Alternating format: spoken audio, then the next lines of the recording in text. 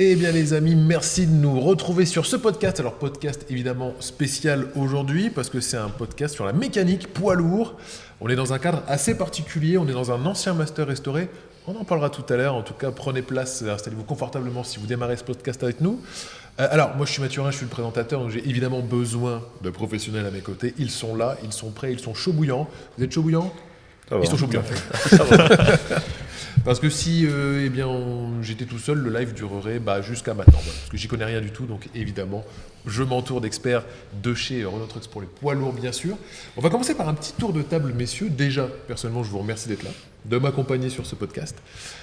Monsieur, j'ai envie de dire honneur à la jeunesse, même si la moyenne d'âge autour de cette table est de 25-26 ans, on est d'accord ? Ça dépend pour qui. Ah, ça dépend pour qui. Bon, très bien. Et on va donc commencer avec le petit genou, si je peux me permettre de l'appeler comme ça. Est-ce que tu peux nous dire, du coup, Baptiste, qui tu es et ce que tu fais ? Eh ben, moi, c'est Baptiste, j'ai 24 ans.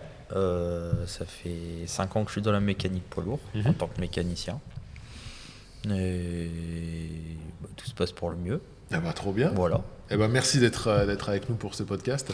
Et à côté de toi, du coup, c'est Damien. Voilà, c'est ça, Damien, 45 ans. Renault Trucks Artois Polo depuis 10 ans. Et auparavant, j'ai fait 14 ans de voiture. Ok. Bon, on abordera le sujet après, mais très intéressant. Ton profil m'intéresse, mon cher Damien. Pas besoin de te recruter, t'es déjà là en même temps. Qu'est-ce que je fais ? N'importe quoi. Et puis il reste Fabrice. Fabrice, oui, c'est l'ancien. On va dire ça comme ça. C'est l'ancien, 40 ans de métier, 40 ans de poids lourd. 40 ans de métier. Ouais. Et t'as commencé à 5 ans ou quoi ? Ah non, pas tout à fait. À l'âge légal, on va dire 17 ans. Excellent. Bon, messieurs, on va pouvoir démarrer ce podcast spécial mécanique poids lourd.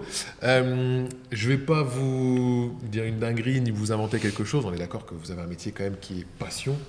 On peut appeler un métier de passion. Ouais. Même si on le découvre, bien sûr, à un moment donné, on va pouvoir aborder le sujet avec toi, Baptiste, mais on a peut-être une fibre pour ça aussi qu'on découvre à n'importe quel moment de sa vie. Ça peut même être une reconversion. Mais n'empêche que ça reste un métier passion. Qu'est-ce qui vous passionne le plus chez vous dans votre métier, justement ? Ouais, on va dire c'est tout ce qui est nouvelles technologies, les évolutions. De toute façon, les évolutions, on y va, donc il faut y aller. Et puis c'est intéressant quelque part. Après, on apprend de nouvelles choses.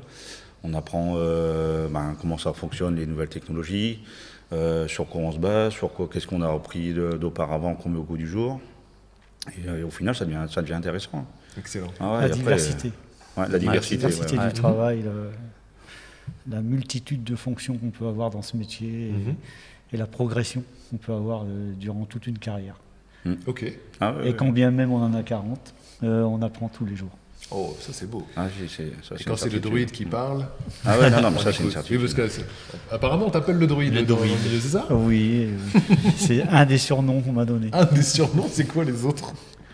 L'ancien, l'électricien, un peu de tout. Court-circuit. Ah oui, ça c'est pour tout le monde ça. Dès qu'on a un électricien, c'est vrai. Court-circuit. Ah ouais, c'est appelle-moi c'est comme ça qu'on vous surnomme. Ah oui. Ça s'appelle-moi court-circuit, on sait qui c'est. Excellent. Le druide, moi je garde très bien. Mais je vais quand même t'appeler Fabrice. Panoramix aussi, vous m'avez déjà dit. Panoramique, ok. Donc tu fais des potions magiques. Oui. Oh. Oui, pour sortir les véhicules en bon état et surtout en état de fonctionnement. C'est fort. Oui, parfois oui. Ouais. On l'appelle pas le druide pour rien. Il y a des traitements infligés. Excellent. Et pour toi, ce serait quoi alors, Baptiste ? Qu'est-ce qui fait la passion de ce métier pour toi ? La technologie, encore une fois. Ok. Ouais, vraiment. Camion, c'est une bête de technologie, je trouve.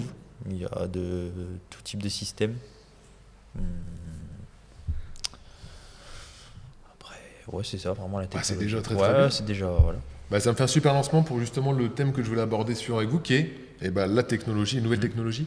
Toi, si je dis pas de bêtises, Damien, tu es spécialisé électricité, c'est ça ? C'est ça. Et du coup, justement par rapport à ces nouvelles technologies sur le poids lourd, qu'est-ce que vous voyez ? Alors ça doit s'accélérer encore plus là, ces dernières années, j'imagine. Oui. Quelles sont les nouvelles technologies qui sont employées du coup sur le poids lourd, sur le PL ?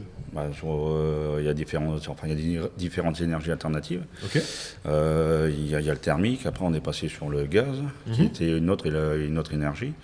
Et de là, après, ils sont passés sur l'électrique, qui est encore une troisième. Donc, en fin de compte, il y a une gamme, il y a une gamme diversifiée d'énergie, donc le thermique, le gaz et l'électrique. Et une intermédiaire qui s'appelle le bio. Ouais, il y a le bio, le B100 qui est là. qui est un carburant, je vais dire, à base Agricole. végétale, à base d'huile de colza. C'est ça qu'on appelle les nouveaux carburants verts? Non, c'est... Ouais, c'est ça. Ouais. C'est ça? Ok. Ouais, sur les camions, c'est marqué je roule sans rouler au sang. Ok. Alors, l'éolien, après ça, c'est une marque, mais c'est des camions qui roulent au baissant. Ok. Et quand on fait des jag ou quoi que ce soit, ça sent vraiment le colza. On ne peut pas dire le Incroyable. contraire. Ouais, ça Ah ressemble oui, à quand on- l'huile, c'est épais. Ah oui, c'est. Pour faire une bonne friture dedans, quoi. Bon, j'irai peut-être pas jusqu'à la friture, mais Ça se sent. ça, Ça se sent. on, a le- Quand ouais, on est dans les champs, quoi. Ouais. On sent, on, dit, Ça sent on les est dans les champs. plaines, quoi. Ok. Il n'y a pas de problème. Donc, nouvelle technologie sur les carburants, peut-être sur les connectivités aussi? Voilà, ouais, tout ce qui est connectivité, ouais, maintenant ils font de plus en plus de camions connectés, on va dire, avec les satellites. Parce qu'il y a un calculateur qui est dédié pour ça. Et même nous, à distance, maintenant, Renault Trucks nous fait faire des formations et nous offre des logiciels, des applications plutôt, pour se connecter à distance au camion. Ok. Donc quand on a un client en lambda qui est en panne à un endroit, par le biais de cette formation-là, on arrive à se connecter de Arras, on arrive à se connecter là où il est, et on voit un peu ce qui se passe au niveau du camion. Incroyable. Et on arrive à dire, avec le temps, on arrive à dire au chauffeur, tu peux rouler ou tu peux pas rouler, ou à la rigueur, rapproche-toi d'un garage, est-ce qu'il y a quelque chose qui ne va pas au niveau du camion. Ça vous permet d'apporter une assistance quasi directe, en tout cas sur l'instant. Et puis on va avoir une approche, au moins on a une approche, même quand on fait du dépannage, parce que c'est vrai que pour un chauffeur, c'est pas évident d'expliquer ce que le camion il a. Donc le fait de nous d'avoir ça, on se connecte à distance au camion, on voit un peu, on fait analyse. un analyse petit et on check-up, sait un un peu petit check-up des codes défauts. Et au moins celui quand il part en dépannage, on peut l'aiguiller en disant écoute, prends telle pièce, d'après ce que j'ai pu voir, on partirait sur cette chose-là, quoi. Ok. Et ça évite de faire des remorquages, ça évite. Ça, pour le client, c'est quand même mieux pour le client, quoi. Parce qu'au moins, s'il est réparé sur place, il continue son transfert ou bien son transport, sa livraison, et au moins, lui, il n'est pas pénalisé par rapport à la panne, quoi. Incroyable. C'est quand même hyper futuriste, et pourtant c'est maintenant que ça se passe. Donc, Oui. On est en plein dedans. Ouais. On est en plein dedans. Ouais. Toi, tu as vu beaucoup de changements, du coup, Fabrice, par rapport à ces dernières années, Énormément. Sur tout ce qui est nouvelles On technologies. n'avait quasi aucun calculateur embarqué. Maintenant, on en a une vingtaine, une trentaine. C'est ça qu'on En appelle les fond. télématiques embarquées, c'est ça? Ouais. Ok. Tout le boîtier communique tous les boîtiers communiquent entre eux, en fait. Et s'interrogent constamment pour analyser l'état du véhicule, en fait. Ok. Et savoir si il va tomber en panne ou pas. Ah, on peut même prédire, Il y en tout cas, avoir a cette une prévention. anticipation et Ok. une anticipation qui est remontée à l'usine. L'usine nous renvoie l'info comme quoi, Wow. attention, appelez votre client. Il y a ça qui Il y a de va- fortes chances Un que cette système pièce-là, il va dédié. falloir la Ah, ouais. remplacer avant qu'il soit pénalisé avec son transport, son véhicule chargé et qu'il ne puisse plus continuer sa route. Incroyable. Ah, si. Ça, c'est tout ce qui est la On essaye connectivité, d'optimiser tout ce qu'on peut optimiser, en fait. Mais du coup, comment ça se passe concrètement pour ce genre de cas? Est-ce que vous avez un logiciel qui vous permet, que vous consultez quotidiennement? On Peut-être pas reçoit forcément, par ou mail. alors- On reçoit un Ah, vous mail. recevez On a une alerte. directement. Une Ah, alerte. waouh, ah ouais. Ah, ouais, on reçoit un- Chaque concessionnaire a ses propres clients et reçoit par mail. Ok. Si un de ses clients a un risque de tomber en panne, il sera prévenu.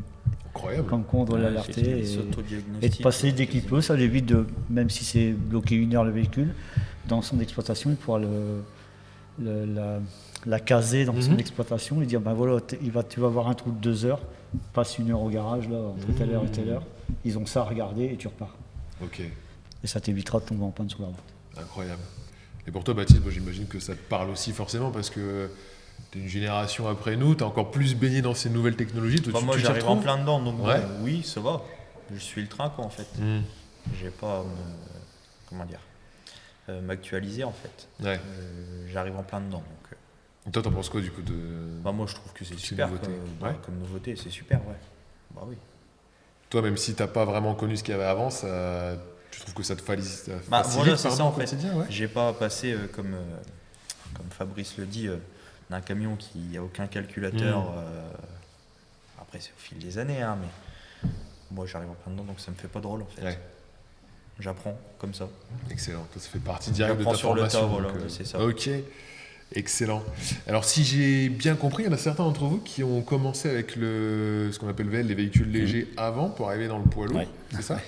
Oui. C'est ton cas, David, Ouais, c'est c'est ça? ça, ouais. Vous êtes, toi, Fabrice, directement dans le poids lourd? J'ai bien essayé de partir dans le VL, mais ça n'a pas fonctionné. Ah ouais? Enfin, c'est-à-dire que je pensais pouvoir avoir une vie un peu plus... Enfin, c'est difficile à dire. Je pensais pouvoir trouver de la technologie dans le VL qu'on avait déjà dans le poids lourd, même à l'époque, parce que divers systèmes de freinage, divers systèmes de fonctionnement du véhicule qu'on n'avait pas dans le VL, mais que le VL avait d'un côté, que nous on n'avait pas de notre côté. Et on s'est vite aperçu que le poids lourd évoluait aussi vite que la voiture, même peut-être voire plus. Et du coup, plus attractif. Bien sûr, il faut s'investir. On n'a rien sans rien. Bien sûr, mais oui. Et honnêtement, on n'a rien à envier au VL en fait. En technologie, on n'a rien à envier. Et qui plus est, on touche plusieurs technologies ou même carburant. On parlait de l'électrique là dernièrement. Ça part dans tous les sens. C'est très agréable. Excellent. Donc toi, si je comprends bien, tu étais dans le poids lourd, tu as voulu aller dans le VQG pour un souci de te dire j'aurais peut-être Alors, plus de c'était plus technologie. pécunier. Je pensais pouvoir gagner plus dans le VL. Et c'est faux. Donc tu es revenu, tu es resté. Donc je suis pas parti du coup. Ok. Donc voilà pourquoi j'ai fait ma carrière dans le poids lourd. Incroyable. Si je comprends bien, ça gagne mieux dans le poids lourd que dans le VL. Si. Ouais. Ah, ok, vrai sujet, d'accord. Si. Je vois vos yeux qui s'illuminent un petit peu. Oui. Le mien aussi. Ça m'intéresse. On va parler. Quand on parle finance, généralement. Oui. On reste nerf de la guerre, messieurs, on va pas se mentir. On va parler TP, on va parler flouze. Non, on va pas rentrer dans le détail, bien sûr. Mais ok, donc il y a quand même une différence. Il y a un cap entre le VL et le PL. Ok. Moi, au niveau voiture, j'étais arrivé au bout. Enfin, j'étais en bout de ligne, quoi. Et il n'y avait plus d'évolution possible. Bon, c'est tout, j'ai dit ça sera comme ça. Après, on ne voulait plus me faire évoluer parce que l'excuse était, si on t'enlève de l'atelier, qui fera ton travail. Bon, j'ai dit, ouais, ok. Bon, c'était pas... À 35 ans, c'est pas ce que j'avais envie de faire. D'entendre, tu m'étonnes. Et après, on m'a dit, viens dans le pôle lourd, tu vas voir, c'est pareil. Et quand j'ai été faire un tour dans le pôle lourd et qu'on m'a donné les salaires, j'ai dit... On va vite réfléchir. La position a vite été prise. Ah oui. J'ai fait un bond en avant qui n'était pas négligeable. Ok. Et au-delà de l'aspect financier, qu'est-ce qui t'a motivé, en tout cas qui t'a convaincu aussi à rester dans le poids lourd, vu que tu viens du VL? En fin de compte, il faut, quand on bascule des voitures, qu'on bascule au poids lourd, il y a le temps d'adaptation à la marque. Ok. Parce que quand on est formé, on ne va pas parler de marque, mais quand on est formaté à une marque, quand on bascule sur une autre marque, il faut s'adapter. En fait, chaque constructeur a son fonctionnement propre à soi. Okay. Et il y a juste un temps d'adaptation. Une fois que le temps d'adaptation il est fait, après, ça reste plus ou moins la même chose. Les technologies, c'est vrai que les technologies ont bien évolué au niveau poids lourd par rapport à ce que j'ai connu dans les voitures. Les technologies aussi. Et c'est vrai que dans le poids lourd, en fait, on retrouve à peu près la même chose que les voitures, quoi. Tout ce qui est la partie infodivertissement dans une voiture, on la retrouve dans le poids lourd. La partie moteur, on a le circuit d'air qui est un peu plus compliqué chez nous. Il y a le circuit d'air que là c'est de l'hydraulique. Donc c'est encore un autre système. Quoique sur les camions, à un moment donné, il y avait quand même c'était électro-hydraulique, parce qu'il y avait une partie air et une partie hydraulique. Mais en fait, on va dire ça reste assez similaire. Ça reste des fils. On n'a rien envié au VL en fait. Non. Simplement, c'est ça. Et là aujourd'hui, on est en train de bien rattraper. Je ne sais plus où sont le VL aujourd'hui. Mais je pense qu'au niveau technologie, là, il y a un bond en avant qui a été fait qui est violent. Là, les camions maintenant sont semi-autonomes. Ils vont même devenir autonomes dans le futur. Ils ont de quoi être autonomes, du moins. Ils ont déjà de quoi être autonomes. Ok, donc il y a des. Là, ils sont en train d'accentuer énormément sur tout ce qui est de la conduite. Donc le chauffeur, quelque part, il est assisté à 300% vis-à-vis du camion. Donc le bon routier qu'on connaissait auparavant, qui avait un bras. Ça c'est fini. Je veux dire, d'un doigt, maintenant, on tourne à volant. Quand on voit la masse à déplacer, les angles de braquage, il faut quand même avoir un peu de bras. Maintenant, c'est fini. Ok. Avant, les boîtes de vitesse étaient mécaniques. Maintenant, c'est devenu automatisé. Donc, en fin de compte, il y a plus... Pour un chauffeur, on ne va pas dire que c'est simple, mais ils sont vachement aidés par rapport à avant. On les a fortement assistés. Et on les a assistés pourquoi ? Pour les consommations, puisque les consommations du poids lourd, c'est le nerf de guerre, de la guerre. Dans le transport, c'est ce qui coûte en majorité le plus aux entreprises. Du coup, le fait d'assister et de laisser faire le véhicule plutôt que le conducteur, on ne remplacera jamais un bon conducteur. Il faut être honnête. Sauf qu'on peut lisser. On peut avoir des très mauvais, des très bons. Et le fait que le camion assiste, on a une société qui lisse très correctement la consommation en carburant. Du coup, tu retournerais pas dans le VL, par exemple? Non, je veux dire, une fois qu'on a goûté au poids lourd. Tous ceux que j'ai connus dans ma carrière, qui sont venus du VL au poids lourd, il n'y en a aucun qui est reparti. Mais c'est fou, parce qu'il y en a plein qui commencent par le VL, justement, qui ont peut-être de l'appréhension, d'ailleurs. C'est de la désinformation. Et la partie de cette désinformation est liée au fait que les concessions poids lourds sont dans des zones industrielles, en règle générale. Ah, ils n'ont pas pu concessions de voitures, ils sont dans les villes. Tout le monde les voit. Donc on sait qu'il y a des garages. Qu'on sait moins qu'il y a des garages poids lourds. On les voit rouler, mais on ne les voit jamais se faire réparer. C'est vrai que je n'avais pas pensé à ça, mais oui. C'est vrai, ouais. Donc du coup, cette désinformation fait que les écoles poussent, puisqu'on voit plus de garages Renault, de toutes marques, que ce soit Audi, Mercedes, Alfa, Fiat, toutes les marques possibles et imaginables. On les voit tous quand on va faire nos courses, que les garages poids lourds, on ne les voit pas. C'est vrai. Du coup, les parents, ils incitent peut-être pas leurs enfants à partir, s'ils aiment bien la mécanique, à partir dans le poids lourd plutôt que dans la voiture. Écoutez, monsieur, on espère que ce podcast, en tout cas, qui est là pour ça, pourra susciter des vocations, parce que c'est justement le but de mettre en avant et surtout d'expliquer que le poids lourd existe et qu'il n'est pas prêt de s'arrêter, je peux vous le dire, et qu'on est bien dans le poids lourd, quoi. Donc, oui. Donc trop bien. Toi, Baptiste, tu as une expérience de véhicule léger avant Non. ou tu es directement arrivé Directement le poids lourd. Ok. Et comment tu as fait pour arriver ici, alors, pour arriver dans cette catégorie poids lourd J'ai fait une reconversion en fait en titre pro. Ok. En titre pro en mécanique poids lourd. Ok. Et tu faisais quoi avant du coup Moi, je sors d'un Mac Pro électricité. Ok, d'accord. Donc voilà. Un an après, je me suis décidé à Là, changer de voie complètement. Excellent. On est plein dans l'électricité. Ouais. Tu vas pouvoir ce que tu voulais faire dès le départ, tu vas pouvoir l'appliquer. C'est ça. Ouais, donc tu vas pas trop dépaysé, comme on dit du coup. C'est ça. Parce que l'électrique, c'est comme une petite maison roulante. Ça fonctionne comme une maison. Il y a du triphasé, il y a... Ah ouais. Ouais. Il y a une vraie énergie électrique dedans qui, comme diraient les jeunes, c'est pas du LOL, quoi. Et ok, justement, je te demandais, Baptiste, parce que par rapport à la formation, comment t'es arrivé du coup à être formé chez Renault Trucks? Quelles ont été les étapes, quoi? Comment t'es arrivé là? Est-ce que c'est du bouche-oreille? Est-ce que... un peu comme tout le monde, comme on en parlait juste avant, je pensais pas forcément au poids lourd. Et l'occasion s'est présentée, en fait, j'ai su que on pouvait postuler pour ce poste. Je dis je vais essayer. Puis au final, je regrette pas du tout. Incroyable. Voilà. Ok. J'ai postulé, j'ai fait un apprentissage chez Renault Trucks et puis j'y suis encore. Et je pense que je suis pas prêt de repartir. C'est hyper intéressant parce que ça sous-entend quand même qu'on n'est pas obligé déjà de venir spécifiquement de ce milieu-là. Non. On peut, tu disais, faire une reconversion même dans les études. Bien sûr. Et puis, comme tu le disais aussi très justement, Damien, on peut venir du véhicule léger et arriver au poids lourd grâce aux formations. Parce que si j'ai bien compris, on propose des formations en interne aussi, ou on accepte en tout cas des jeunes en formation pour pouvoir les faire évoluer sur différents postes. De toute façon, si on passe pas par les formations... apprendre tout sur le tas comme ça, c'est compliqué. C'est compliqué. Ouais. C'est vrai que je veux dire, on apprend énormément. Enfin, sur le tas, on apprend déjà pas mal de choses. Mais justement, les formations sont justement là pour mieux comprendre déjà comment ça fonctionne. Parce que pour réparer, si on ne sait pas comment ça fonctionne, c'est compliqué de réparer. Tu m'étonnes. Donc les formations, elles sont là pour ça, quoi. On nous explique comment ça fonctionne, comment les architectures fonctionnent, comment, en gros, le dialogue entre boîtiers ils se font, à quelle vitesse et pour quelles raisons. Et une fois qu'on a compris tout ça, on se dit que c'est quand même des belles machines, quoi. C'est trop bien. On dit, celui qui l'a pensé, il n'était pas bête. C'était pas un manchot, comme on dit. Non, parce que c'est très compliqué. La formation, elle est très très importante. C'est très important. Si. Personne qui rentre dans la société ou dans nos garages Renault Trucks, d'une part, comme il disait Damien, pour connaître son produit. On ne peut réparer son produit que si on le connaît parfaitement, ou tout au moins des trois quarts. Et la formation, ça aide. Ça ne justifie pas le fait qu'on va savoir réparer le véhicule, mais ça aide à la réparation du véhicule.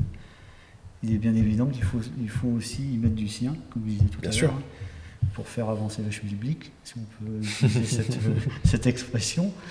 Mais la formation, on en a besoin pour justement connaître le produit et savoir comment il fonctionne et pourquoi il agit comme ça, pourquoi il y a cette panne, pourquoi on en arrive au point à changer telle ou telle pièce.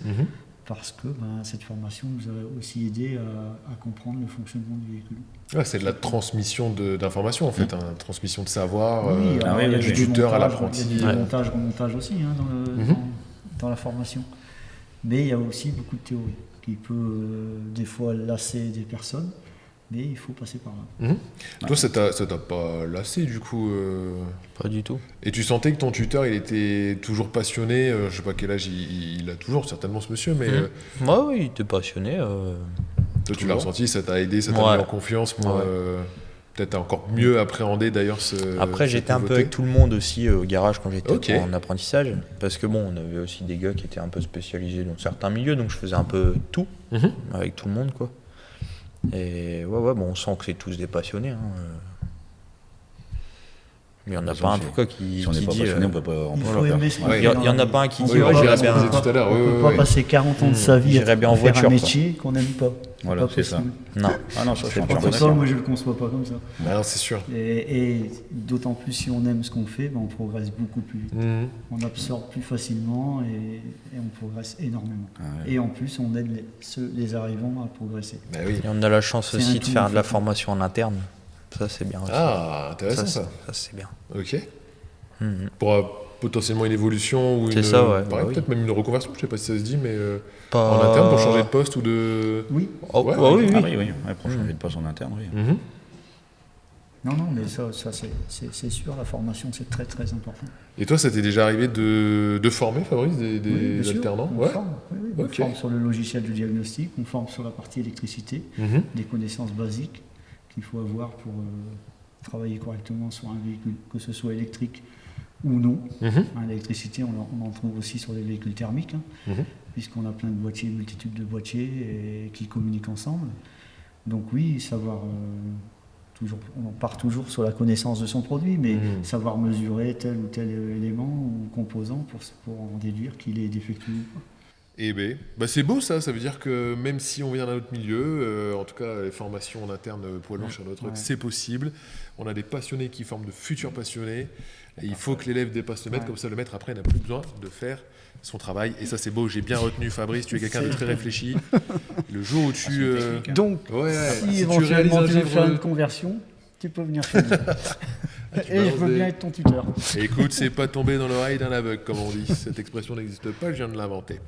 Non mais très bien, si un jour tu sors ton bouquin, je veux dédicacer, attention. Les meilleures astuces de Fabrice, le druide parle, les apprentis écoutent. Ça c'est beau, excellent. Il y a quand même un autre sujet que je voulais aborder qui est un sujet hyper important, c'est comment vous, en tant que professionnel mécanicien du poids lourd, vous voyez votre métier mais à long terme. Est-ce que vous avez des craintes, des a priori? Au contraire, est-ce que vous êtes plutôt serein? Comment vous voyez votre métier sur le long terme? Le long terme, de toute façon, évoluer, ça va évoluer, ça c'est une certitude. Après, il n'y a pas de crainte particulière. Le transport, on en a tout le temps besoin. Moi, je ne sais pas. On a tout essayé. On a essayé de déplacer les camions sur les trains, ça n'a pas trop marché. Pourquoi? Parce qu'il reste les agglomérations. Il faut quand même livrer les magasins. Il y aura toujours, quoi qu'il en soit, il faudra toujours un camion qui se déplace d'un endroit A à un endroit B. La distance sera peut-être moins longue, de par le train ou par d'autres transports on a essayé les péniches, on a essayé plein de choses. Mais les camions sont toujours là, on en a toujours besoin. À nous et aux constructeurs de s'adapter et de faire une technologie qui pollue moins et puis qui respecte l'environnement. Et à partir de là, je pense que l'avenir, on n'a pas à se soucier là-dessus. Ça va continuer à tourner. Là, c'est sûr. Oui, c'est vrai. C'est l'énergie qui va changer. L'énergie va évoluer, changer, se renouveler. Après, parce qu'il y a toutes les normes. Là, ce qui arrive dans le futur, c'est toutes les normes européennes qui arrivent. Et le constructeur, il n'a pas le choix de se plier aux normes. Donc, s'il veut vendre des camions encore, il n'a pas le choix que de suivre les normes. Et s'il y a des camions, il y a des mécaniciens. Voilà. Donc on est plutôt rassuré sur ce sujet. Oui, je ne connais pas encore de constructeur où il n'y a pas de SAV. Sinon ça se saurait et tout le monde achèterait le même véhicule. C'est pas faux. Oui, puis ce serait même un peu suspect, je pense, non? Peut-être. Il y aurait peut-être des vis cachés qui arriveront quelques années plus tard. En termes d'énergie ou de normes de sécurité, de tout. Là, il y a les assistances. qui évolue aussi. C'est la tendance. C'est vraiment Zéro mort. l'assistance. Ouais, l'assistance. Ok. L'assistance à la conduite et puis l'assistance. Zéro mort. Il faut pas se voiler la face. C'est ça. Zéro mort. La sécurité, Le les camion énergies. veut qu'il freine quand il y a un vélo qui veut te doubler par la droite et que tu veux tourner à droite. Les angles morts. Le camion doit freiner tout seul, même Là, quand je bien suis, même le conducteur ne l'a pas vu. Ils se sont mis en objectif pour 2050, 0 accident. Ok. Là, vous avez une idée de... Ah, c'est peut-être un peu glauque cette question, mais du nombre d'accidents de camions, si ça doit être en baisse, justement, grâce à toutes les technologies que vous mettez en place. Alors les accidents, je pense pas que ce soit en baisse. Par contre, les taux de mortalité Ah oui. et de Ouais. blessures c'est vrai qu'il y a une graves, différence, t'as raison. ce qui est gênant pour la sécurité sociale, parce que ça coûte beaucoup d'argent, est moindre. Ok. C'est Le nombre d'accidents, effectivement. il n'a pas baissé, mais le nombre de mortalité a baissé. Ouais. Ouais, c'est ça. Et l'objectif, c'est que, par contre, mentalité, 2050, niet, zéro. Du coup, accident, réparation, on est là. Voilà, après on intervient.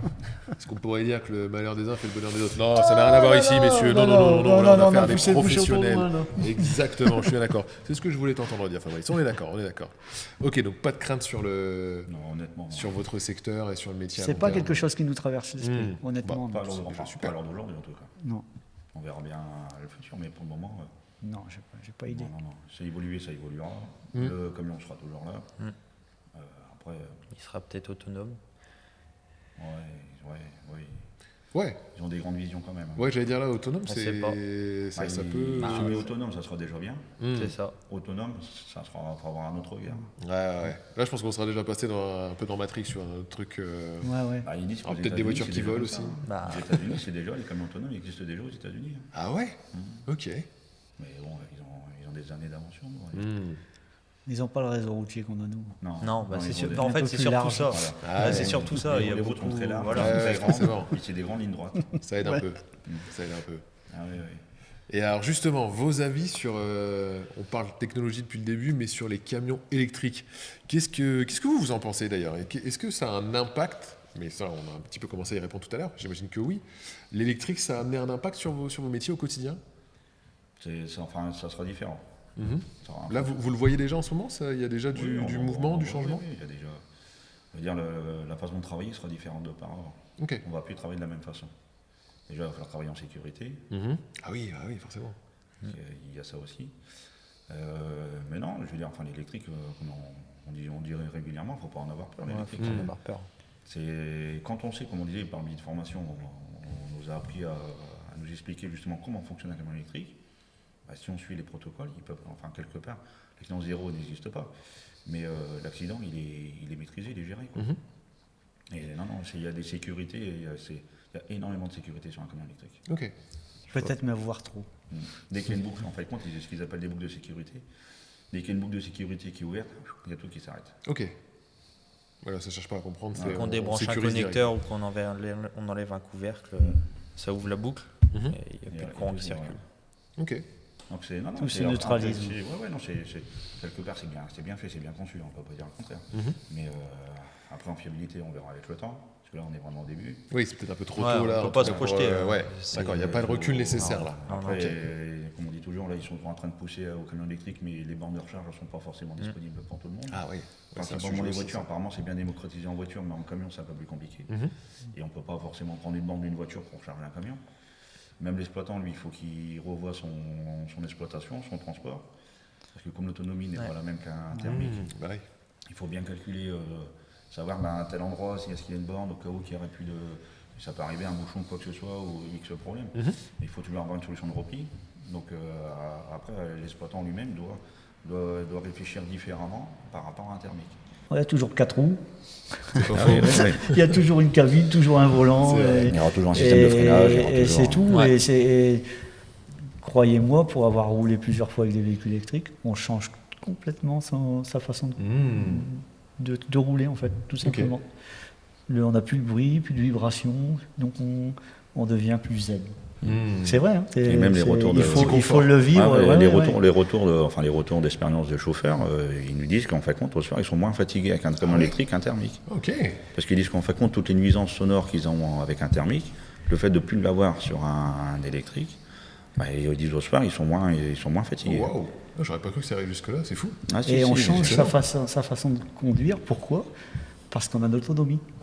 Et l'autonomie, ça nous... Ouais, ça fait peur un peu aux gens. Ça du nous coup, fait un ils peu réfléchissent peur. Du coup, on se dit, différemment. on va rouler moins nerveux, on va plus se servir de la décélération pour la recharge. Du coup, là, on change notre attitude. Ok, oui, c'est un réel impact. J'aurais pas cru, tiens. Et ça, c'est vraiment... on sort de notre domaine de la réparation, mais c'est bien de le savoir que quelqu'un qui a goûté à rouler au véhicule électrique, il en est content. Ah oui. Ok, excellent. Et pour toi, alors Baptiste, du coup, un peu la nouvelle génération, c'est quoi ton avis sur tout ce qui est ces camions électriques qui commencent à arriver? Moi, je trouve que c'est bien, c'est une super technologie. Après, à voir dans le temps, encore une fois, comme Damien l'a dit, peut-être revoir un peu les autonomies, mais pour vraiment que ça se démocratise partout. Mais sinon... Oui, je trouve dessus. Enfin, Renault sont sur l'autonomie. Ils vont travailler déjà dessus. Ils vont travailler dessus, mais... Tout progresse, la technologie des batteries, l'utilisation. Mais sinon, non. Je trouve que c'est une super alternative. Excellent. Ok. Après, il faut voir les choses différemment, il faut penser différemment, et réfléchir différemment. Voilà. Conduire différemment. Et conduire différemment. Et ça va se faire tout seul, en fait. De toute façon, on l'a vu, à chaque fois, c'est toujours adapté. Oui. Et c'est vrai que c'est... en fait, tu as raison, Fabrice, c'est au-delà des craintes, c'est peut-être plus... L'appréhension est peut-être le mot plus juste. C'est une appréhension plus qu'une peur, une crainte. C'est quand on ne connaît pas, c'est toujours compliqué. Une fois qu'on connaît, on dit, en fait, on s'est fait peur pour rien. Je suis d'accord. Ok, excellent. On va aborder un sujet, messieurs. J'ai cru comprendre que ça vous arrivait de travailler le samedi. C'est vrai ou pas? Oui, tout à fait. Tous les samedis? Un samedi sur deux. Un samedi sur deux. Ok.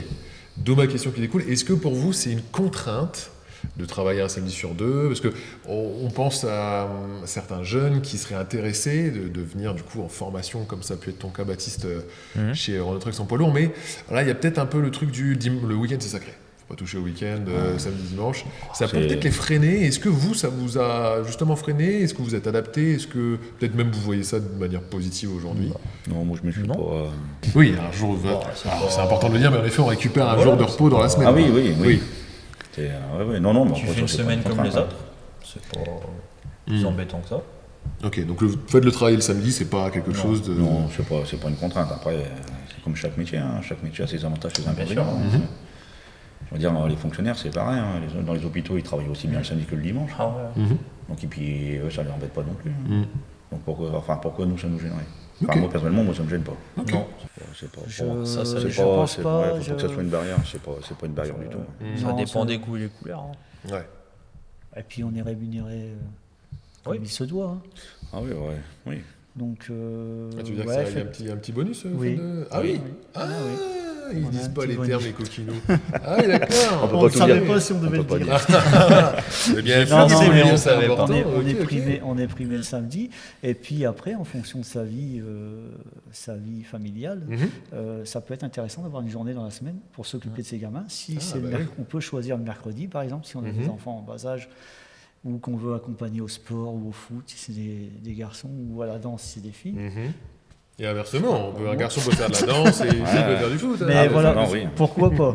Mais ça peut être ne serait-ce que pour des papiers administratifs qu'on ne peut pas faire le samedi et dimanche. Donc il faut voir midi à sa porte. Ok. Bon, en tout cas, l'aspect positif, c'est que vous, ça n'a pas été une contrainte. Et en effet, comme tu le disais très justement, ça peut peut-être même libérer le fait d'avoir un autre jour de congé dans la semaine, certaines contraintes, d'ailleurs, justement, qu'ont les gens qui ne travaillent pas. C'est vrai que ça peut donc, permettre. En tout cas, nous, on n'est pas opposés à ça. Non. Ok, donc c'est un samedi sur deux, et en plus primé, si j'ai bien compris. Voilà. Ouais. Ok. Mais je peux comprendre qu'on ait des activités où ça nous dérange de travailler le samedi. Ouais, mais si les gens savent que c'est primé le samedi, Fabrice, ils vont se dire, l'activité, je la ferai le mercredi, puis voilà. D'accord. Activité. Ça peut aider, ça, genre, on va se mentir en ce moment. Le coût de la vie est un peu, ça va pas en notre faveur. C'est compliqué. Un peu de beurre dans les épinards, c'est sûr. C'est compliqué en ce moment, on va dire. Ça peut convaincre, Ok, d'accord. Bon, vous me rassurez, moi je pensais que c'était tous les samedis obligatoires, à 8h, 20h. Non, c'est beaucoup plus... Non, c'est par équipe. C'est par équipe. Parce qu'il nous a amené à faire des équipes, c'est surtout l'étendue des horaires. On ne peut pas demander à une personne de faire 35 heures semaine et d'être là du lundi au samedi. C'est pas possible. Compliqué. Donc on est obligé de décaler avec des équipes et une ouverture étendue de 8h à 18h15. Ok. C'est ça. Le samedi, c'est un service aussi. Ça arrange le client. Bah oui. Et le camion roule toute la semaine, s'il faut faire un entretien, il le dépose le samedi. Ah ben oui. Puis il le reprend le lundi. Et donc ça fidélise en plus une clientèle. Les clients, ils aiment Ouais, bien. parce que la plupart du temps, les camions le samedi, ils roulent pas beaucoup. Bah, Ouais. c'est ça. Donc ça libère les camions et puis au moins Faut leur on semer. fait tout ce qui est entretien courant, c'est fait le samedi. Et au moins, lui, l'exploitant, il n'a aucun Il inconvénient. n'y a pas de coupure dans la semaine. Excellent. Ouais, ouais. Donc satisfaction clientèle. Ah Un oui, samedi oui, sur à ce deux, niveau-là, oui. pas tous C'est les surtout samedis. ça le samedi en fait, je pense. Ouais. C'est la satisfaction du client. Ok, trop bien. Ça c'est quelque chose d'important pour vous? Ah oui, oui. Ouais. Ah oui. Ah oui, Vous avez des retours plus que dans le véhicule léger d'ailleurs, les retours clients vous êtes peut-être plus en On contact est plus en d'ailleurs contact. Ouais. Ouais.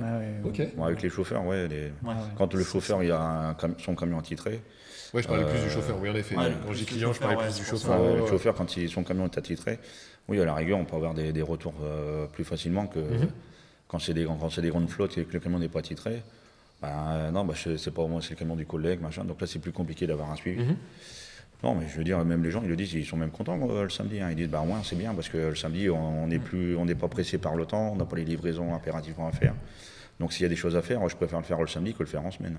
Ok, trop bien. Et ça, vous arrivez quand même à vous y retrouver dans le rapport, vous savez, vie perso, vie pro. C'est pour vous tout se passe bien.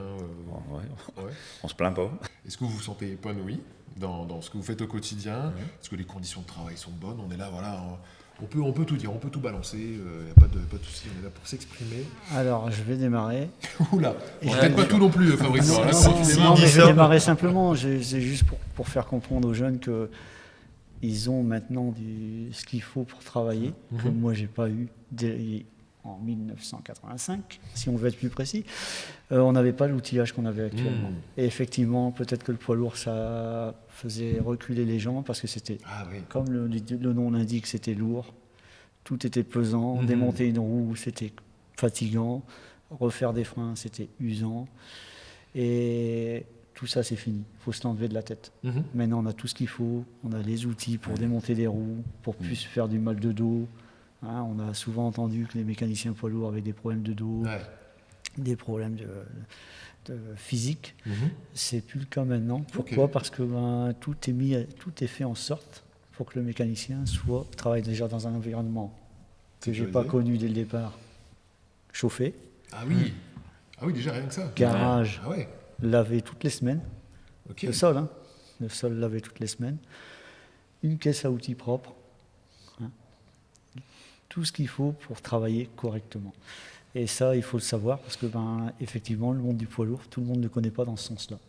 C'est peut-être ça aussi qui fait peur aux jeunes qui voudraient se lancer là-dedans. Non, il ne faut pas avoir peur, il faut venir. On a tout ce qu'il faut pour vous travailler dans des bonnes conditions et en toute sécurité. Ok. Et ça, c'est très important. Et je tenais à le dire parce que on en parlait tout au début de ce podcast. Pourquoi le VL et pas le poids lourd? Parce qu'on l'a trop longtemps ignoré. À l'inverse, je veux dire, pourquoi le poids lourd plutôt que le VL? Ouais, pardon. Ouais, c'est mieux, Ok, comme j'avais c'est mieux dans ce compris. sens-là. Je pense que c'est lié aussi à ça. Ok. Manque d'information et puis la peur de se retrouver dans un métier manuel qui est fatigant, usant, qui ne l'est plus maintenant. Ok. Incroyable. C'est vrai que ça peut paraître anodin pour le commun des mortels que je suis, mais en effet, oui, ça me paraît fou de me dire en fait, vous aviez commencé à exercer les garages n'étaient pas chauffés, c'était pas nettoyé. Ah oui, oui. Je viens C'est dingue. d'arriver dans le métier, je dis que c'est pas le cas. Hein. On a tout ce qu'il faut. C'est fou. Ouais. Avec la nouvelle génération, justement, qui a peut-être encore cette image un peu rétro de se dire ouais, ça peut être fatigant, fastidieux, physiquement compliqué, et en plus les conditions Sale. sont pas. Ça, les conditions sont pas folles. En fait, non, ça a clairement Non, c'est évolué. fini tout ça. Ok. Ouais, non. Bon, puis on est bien accompagné aussi. Alors je veux ça, dire, ouais, c'est pareil. Maintenant, il y a ce qu'il faut pour travailler proprement. Donc non, je pense que la société dans laquelle on travaille fait tout pour qu'on se sente à l'aise, qu'on puisse travailler correctement. Donc, de ce côté-là, je pense qu'il n'y a rien à dire. Oh, non. Ok, incroyable, trop bien. Alors justement, moi qui n'y connais rien, toujours pour rester dans cette thématique de vie d'entreprise, tout ça, comment ça se passe? Est-ce qu'il y a une journée type d'ailleurs du mécanicien poids lourd chez Renault Trucks? Bon, Toutes les pas journées doivent spécialement. se différencier en fait. Bah, après, tout dépend de la fonction que chacun a dans Voilà. un atelier, quoi. Ok. Donc après il faut de tout, hein. Comme on dit, c'est, dans un atelier c'est une chaîne, hein. Je veux dire, on est tous des maillons qu'on est liés l'un à l'autre, et il faut que cette chaîne elle reste solide. Donc vous travaillez en collaboration, vous travaillez les uns avec les autres, ou vous êtes chacun dans votre truc? Bon, il y en a ça va être plus la partie entretien, il y en a ça va être plus la partie remplacement de pièces, après il y a la partie technique, après il y en a qui aiment bien faire ce qu'ils font, il y en a qui disent moi faire des plaquettes de frein ça me va très bien. Parce qu'après, dès que ça devient un peu technique, c'est vrai que pour certains, c'est un peu plus bourru, comme ils disent, mais c'est un peu plus compliqué. Mais non, après, je sais qu'il n'y a pas de journée de type. Hein. Je veux dire, on vient, on prend la journée comme elle doit venir, et on s'adapte en permanence. Les pannes ne sont pas toujours les mêmes. Il y a des clients qui prennent quand même rendez-vous au cas où, parce qu'ils veulent impérativement faire leur camion de tel jour. Donc là, dans ces cas-là, c'est bloqué, et puis il y a une personne qui sera dédiée à le faire. Pour dire, toujours dans un but de satisfaire le client. Alors, c'est peut-être un peu fort ce que je veux dire, mais on vit au jour le jour. Quoi. En tout cas, vous on ne prévoit pas une panne, donc le véhicule arrive, et on n'est pas dans le VL, hein, on n'a quasiment pas de rendez-vous, donc le véhicule arrive et en panne, on gère. On gère du mieux qu'on peut et on décroche telle ou telle personne. On fonctionne très peu sur rendez-vous. Et du coup, on a une activité très diversifiée, ce qui m'a toujours plu en fait. Oui, donc en fait, vous ennuyez jamais. Et puis, on peut très bien faire de la vidange, on peut faire du freinage, on peut faire de l'électricité, on peut faire de l'électronique, on peut faire des essais.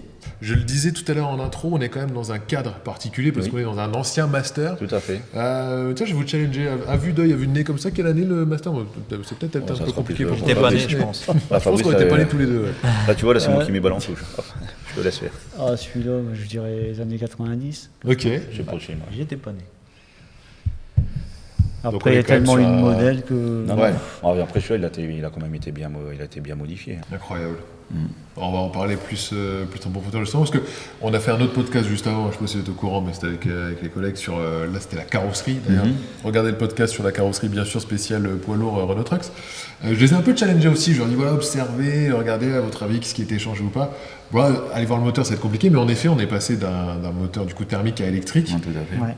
Comment ça se passe pour faire un changement pareil? Parce que le travail doit être énorme là, à ce niveau-là, non? Après, il faut, comme on dit, c'est de l'adaptation. Ouais. Il faut regarder les points d'ancrage au niveau moteur, il y a plein de choses. Alors, déjà, il faut déjà étudier le projet, comme on dit, il faut déjà voir si c'est réalisable ou pas réalisable, s'il y a des transformations à faire, s'il y a des choses à apporter, voilà, je veux dire, parce qu'après, le comportement ne sera pas le même. Ouais. Bon, après, ça va, celui-là, il roule quand même, mais il roule pas au quotidien. Mais non, après, après, ça, on dit toujours, rien ne se perd, rien ne se crée, tout se transforme. Donc, quelque part, c'est ce qui a été fait dessus. C'est la partie électrique est venue. Apparemment, ça va, ils sont pas trop galérés quand même. Ouais, c'est relativement bien adapté. Récupération de pièces, la partie VL. Eh bien, messieurs, bravo. Alors, avant de se quitter quand même, je vais vous laisser la parole une dernière fois, chacun votre tour. Pour tous ceux qui nous regardent, qui sont peut-être justement en quête de vouloir venir dans le poids lourd, mais qui hésitent encore un peu, qui ont peut-être des appréhensions, peut-être des craintes. On a déblayé le sujet tout au long de ce podcast, mais là, quel conseil donneriez-vous à un jeune ou quelqu'un qui est en reconversion professionnelle ou en reconversion de formation aussi, qui est dans un parcours scolaire et qui veut se reconvertir? Quel serait votre conseil pour le rassurer et lui donner envie de rejoindre cette belle famille du poids lourd? En gros, faut oser. Faut pas avoir peur, quoi. Ok. Faut pas avoir peur. Il faut pas se baser sur des préjugés. Dépasser les préjugés, oser. Ok. Voilà, qui ne tente rien à rien, comme on dit. Mais il faut pas avoir peur de se lancer, et puis c'est tout. Après, si on est passionné de mécanique, faut pas hésiter. Ok. Passionné de mécanique, faut pas hésiter à franchir le cap et se dire ok, je vais tester le poids long, voir ce qui se passe là-bas. Faut pas en avoir peur. Ok. Franchement. Puis après, comme on dit, essayer, c'est l'adopter. Voilà, c'est ça. Pas mal. Dire ça comme ça. Et parfois, non, c'est vrai. Il faut surtout leur faire comprendre que dans tout métier, il y a des parties plaisantes et des parties moins agréables. C'est vrai. Et que forcément, ils feront peut-être pas ce pourquoi ils voudraient faire tout de suite. Et qu'il va falloir qu'ils progressent pour pouvoir arriver là où ils aimeraient bien être. C'est très important. Puis c'est ce qui est intéressant aussi en même temps. C'est de découvrir petit à petit. Et puis ce serait trop facile si on voulait en arriver là où on souhaite dès le départ, il n'y aurait pas d'apprentissage déjà, et puis ce serait pas aussi appréciable le jour où on y arrive justement. Ouais, ne pas brûler les étapes, c'est ça en fait. Hein. C'est ce que j'ai un peu peur quand ça sort de l'école, où on se dit tu vas pouvoir faire ci, tu vas pouvoir faire ça. Sauf qu'arrivé dans le monde réel, on s'aperçoit vite que c'est pas comme on nous a indiqué, ou comme on nous l'a précisé. Du coup, non, il faut prendre le temps. Prendre le temps d'apprécier, d'apprendre, d'absorber, d'écouter et trouver sa place, tout simplement. Il y aura forcément une place. Il faut surtout pas avoir peur, quoi. Les gens, tout le monde dit d'un camion, oh mon Dieu, ça fait peur. Non. Oui, c'est des grosses pièces, c'est des grosses cabines, c'est des gros. Il faut pas en avoir peur pour autant. Ok. Dépasser ce stade a priori de justement parce que c'est peut-être un peu imposant, donc ça peut peut-être faire peur, mais se lancer, oser, ne pas brûler les étapes comme disait Fabrice. Baptiste, pareil, tu disais aussi ne pas avoir peur, se lancer, franchir. C'est même plus agréable de travailler sur un camion que sur une voiture. Ok. Niveau c'est plus lourd, mais niveau accessibilité. Et après, il y a des palons, il y a des outils pour tout ça. On n'est pas là à porter du lourd à longueur de journée. Hein. Excellent. Il y a tout ce qu'il faut pour pas se faire mal.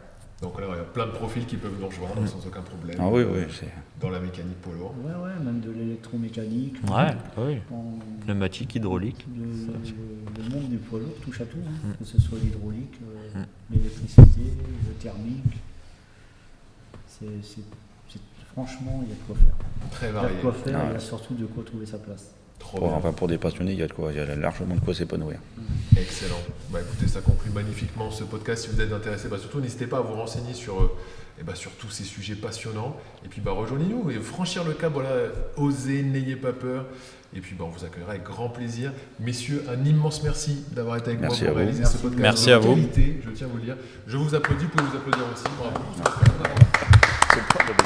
Mathilde, Damien, Fabrice, un immense merci. Et puis, j'espère à très bientôt. Bonne continuation dans le monde du poids lourd. Et puis on se dit à très vite. Salut tout le monde.